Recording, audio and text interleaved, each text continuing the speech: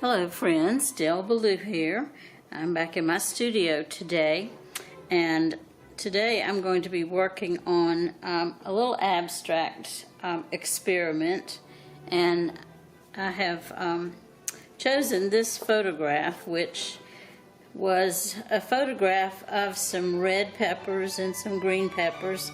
And when I was experimenting with my new Photoshop many years ago, I was manipulating the photograph, but I really did like these, the interplay of the green and the red and the yellows and the oranges. So when I was going through my stash of photos to paint from, I saw this and been wanting to do something with it, so that's what I'm doing today. I created a little grid, and then I transferred the same grid, and although these are different sizes, I'm going to be doing a little sketch before I begin and just see how this works out.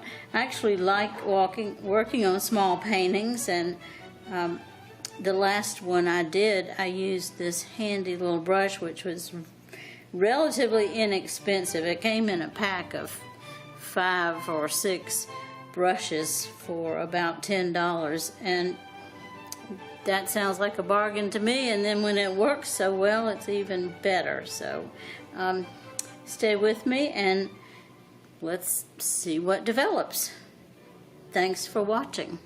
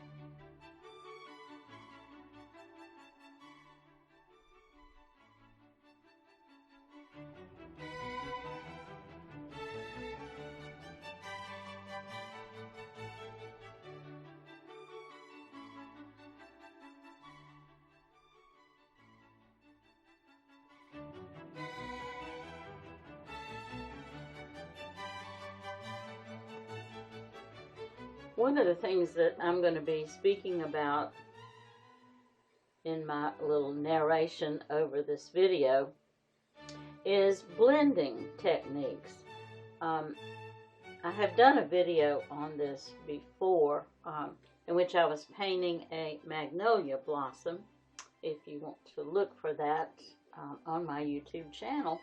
But I just want to say a word as we're approaching this aspect in which I'm trying to blend together some orange and some yellow, because in the photograph, because of the lighting on the photograph, there are some areas that are different colors depending on the light that happened to be shining on them at the time. But there are two things in particular I wanted to say about blending. One thing is when you're blending colors right next to one another, especially if they happen to be complementary colors, you want to pull the colors together from their separate locations, and then you want to use your napkin or your paper towel to wipe your brush every time you pull one color into the other. That keeps you from forming mud. So I'll be kind of mentioning that as we go along. One of the things I learned early on here, which you will see here in a few moments, I really needed to finish everything on my left side, since I'm right-handed, so that I don't keep putting my hand down or my arm down on what I have already painted, that is still wet, because this is oil, and so it's going to stay wet for a couple of days.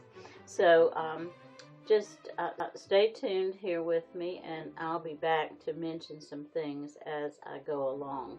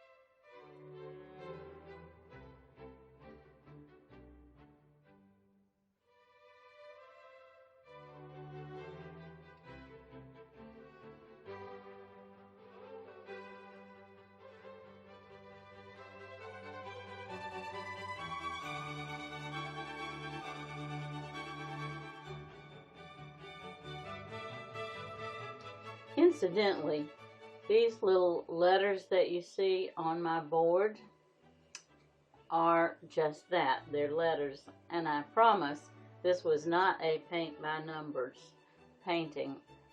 As I was drawing my design, I had to start putting a G for green and O for orange, because I was losing my spot. I had to keep going back and forth. So putting those letters down helped me to find my way and not get totally lost in the painting. So rest assured, this was not a paint by number.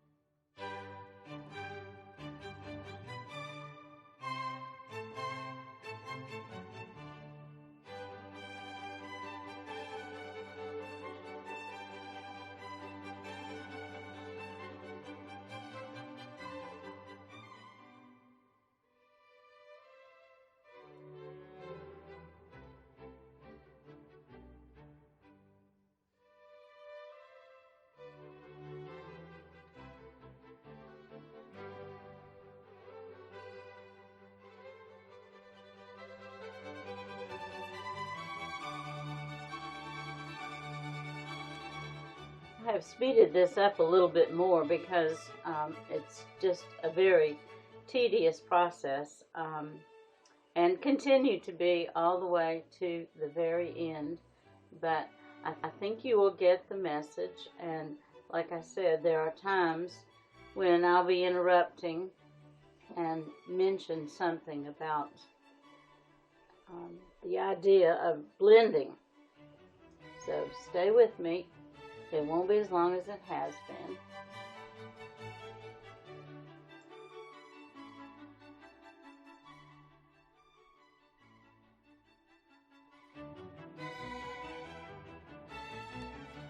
One thing I need to mention here is the aspect of putting colors next to one another without blending them. And that's what makes this a tedious process. But it's important in some aspects of this particular painting because, well, it just muddies the scene. And this is an abstract, and I want it to be very detailed. This is kind of a lesson for me, or an experiment for me in doing this sort of thing. And if this painting works out in miniature, I'm going to be doing it on canvas on a much larger scale. But just know that you have to be careful when you're coming up against a line that you don't want to cross, basically. And you can see what I'm doing here in this particular portion. I have some orange and some yellow that are right next to one another, in some cases kind of bleeding into one another. But I don't want to lose the individual character of the colors. So when you pull those colors together, and you notice I'm wiping my brush every time, and there are a few occasions along the way that I got the wrong color, or perhaps I overshot my boundary. And the best way to remove oil paint is to clean your brush and put just plain clean turpentine in it, and then remove it. But as you remove it, every stroke you need to wipe your brush with the paper towel. Otherwise, you're just going to have a muddy mess. And it's really not a good idea to remove paint if you can help it, because along with everything else, it is a tedious process, but it is doable. And another thing I will mention here is I am using a medium which is fast drying, and it has a bit of a gloss finish. And that is Liquin by Winsor & Newton. I like it very much. When I first started to oil paint more than 40 years ago, I was given a formula using turpentine, Damar varnish, and Copal medium, and I don't remember even the proportions of those, because I don't think I ever used it anymore after that first mixture was gone. But Liquin satisfies my needs. But even with Liquin, you really do have to be careful how you apply it, because it can make your paint too transparent. But it does dry fast.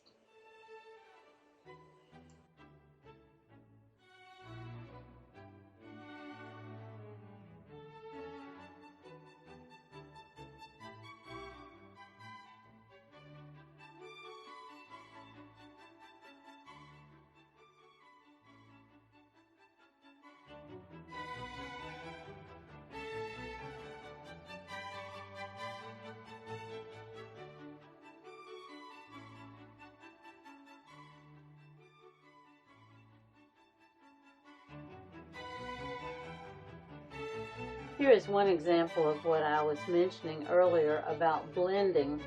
In this case, I'm blending highlights and shadows, and I'm doing it by applying the two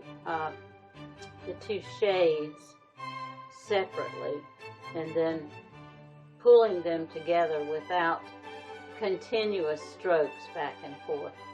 So there's a fine line sometimes between blending and not blending, but careful application of the paint and then careful blending the two colors or the two shades together. I mean, it has to be orchestrated, otherwise you have a fairly muddy painting. And while I have your attention here, I wanted to mention, because I'm pretty sure some people might look at this design and say, why would anybody want to do this painting? And I've said in the beginning of this video that I've just always liked the interplay between the red and the green and the oranges and the yellows, and I just like the look of it, and I'm not sure it would be the same if I didn't try to emulate it exactly. So all things considered, I'm very happy with the way this painting turned out. And as I said earlier, I'm going to probably put it on a larger canvas. Now, to what extent I will try to maintain all the details, I just have no idea at this point. Depends on how lazy I get between now and then. But I do hope you'll stick with me to see the end result. And by the way, this for me is an experiment, and it's practice. Practice for what? I'm not exactly sure, but I'm somewhat of a representative painter, but on the other hand, I'm also kind of a chameleon. It just depends on what mood I'm in when I get started with the painting. And sometimes that mood changes as I'm working. But if you are a painter, I hope you are gaining something from watching this video. And I hope you'll stick with me till the end.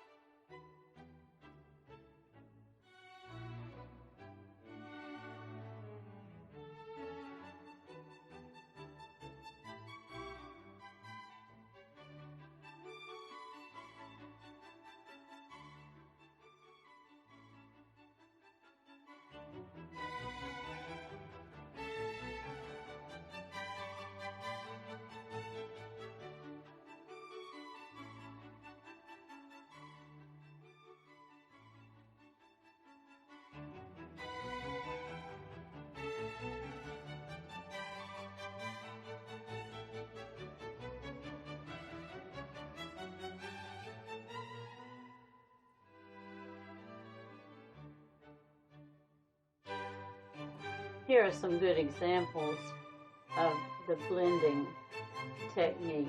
Well, I am pretty much calling this done.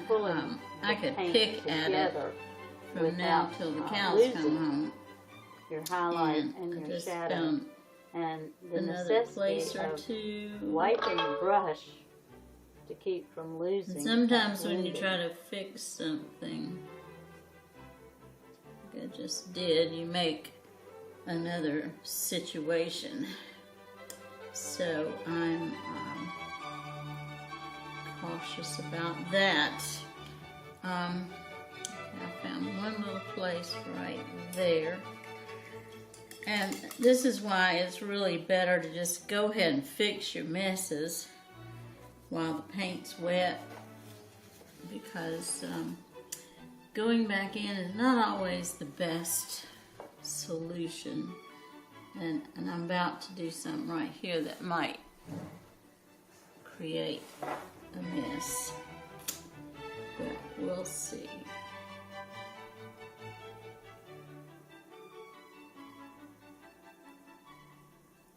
So to begin with, you can see that this is not exactly the right color,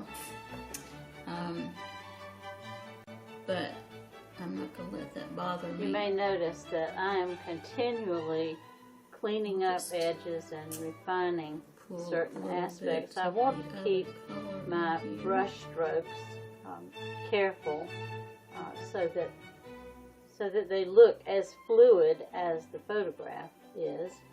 And after all, I want it to be neat. who is going to see this painting under a microscope and compare it to the original from which I'm painting? Not only that, it's my painting. I can do what I want to. And I actually like that a little bit better.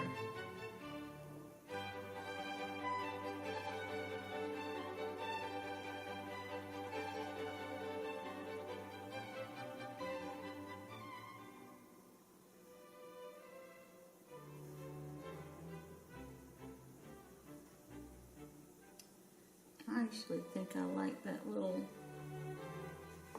white streak there. I think I'll keep it. Okay. And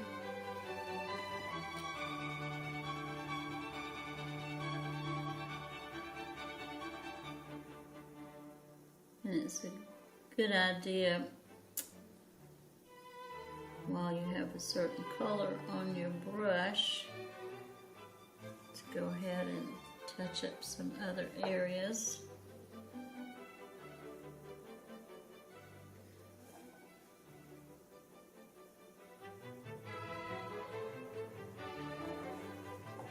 And this is obviously not going to be exactly like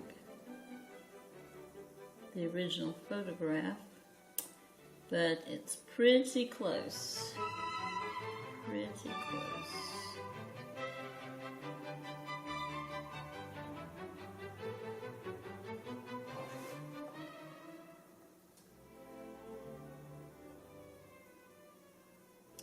Holding my arm up to keep from touching the painting with my arm, because there are a lot of little spots of wet paint.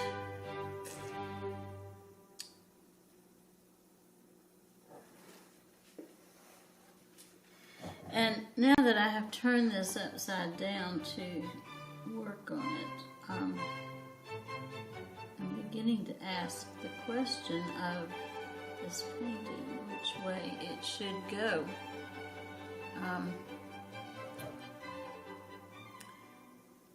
On the one hand, I like these larger shapes, kind of going up, but on the other hand, if I turn it this way, it's a little more natural because things are coming down. And I have enough stuff going up and around to keep the eye traveling through the painting. And that's usually something that you want to pay attention to. I got a little crumb over here.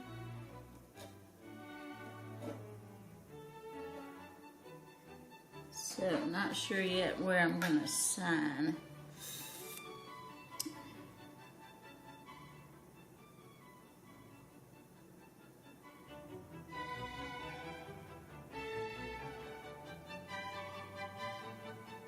See what I'm doing here?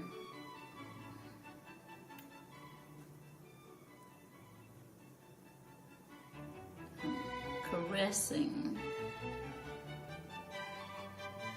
And as long as that caressing doesn't create a problem, it's okay. But there comes a time in every painting where you have to say to yourself, okay, self, it's over. Stop what you're doing.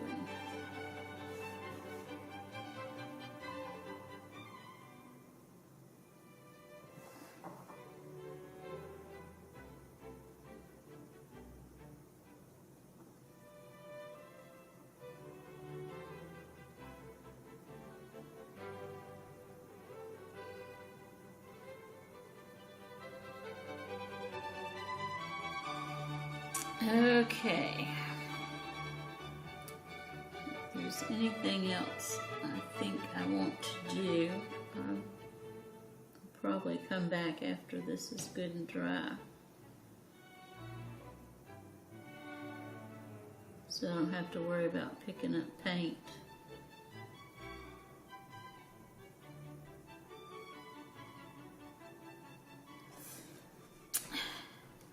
Okay. Let me see if I can get a close-up.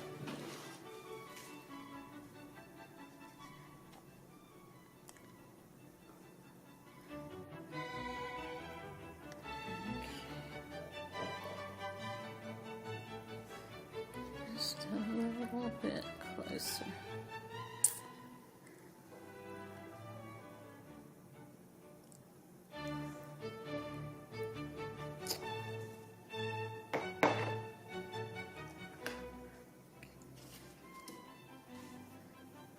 All the stuff out of the way. And let's take a photograph.